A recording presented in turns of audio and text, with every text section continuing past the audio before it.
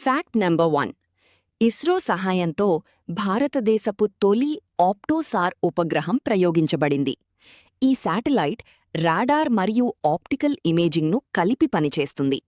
మేఘాలు లేదా చెడు వాతావరణం ఉన్నా స్పష్టమైన చిత్రాలు తీసుకోగలదు.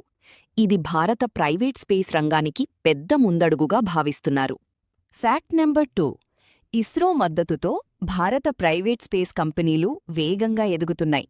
స్కైరూట్ ఏరోస్పేస్ భారతదేశపు తొలి $1 బిలియన్ స్పేస్ టెక్ స్టార్టప్గా మారింది.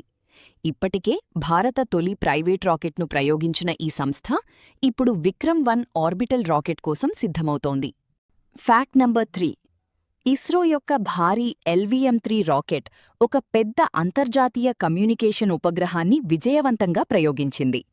AST స్పేస్ మొబైల్ యొక్క బ్లూబర్డ్ బ్లాక్ 2 ఉపగ్రహం భారత రాకెట్ ద్వారా భారత నేల నుంచి ప్రయోగించిన అత్యంత బరువైన ఉపగ్రహంగా నిలిచింది. Fact number 4. చంద్రుడు మరియు భవిష్యత్ డీప్ స్పేస్ మిషన్లపై ఇస్రో పని కొనసాగిస్తోంది. ఇస్రో చైర్మన్ వి నారాయణన్ ప్రకారం భవిష్యత్ చంద్రమిషన్లు మరియు నావిగేషన్ కార్యక్రమాలు గగనయాన్ సిద్ధతలతో పాటు కొనసాగుతున్నాయి. Fact number 5. ఇస్రో శాస్త్రవేత్త నందిని హరినాథ్ ధరించిన చీర ఇప్పుడు స్మిత్సోనియన్ మ్యూజియంలో ప్రదర్శనలో ఉంది.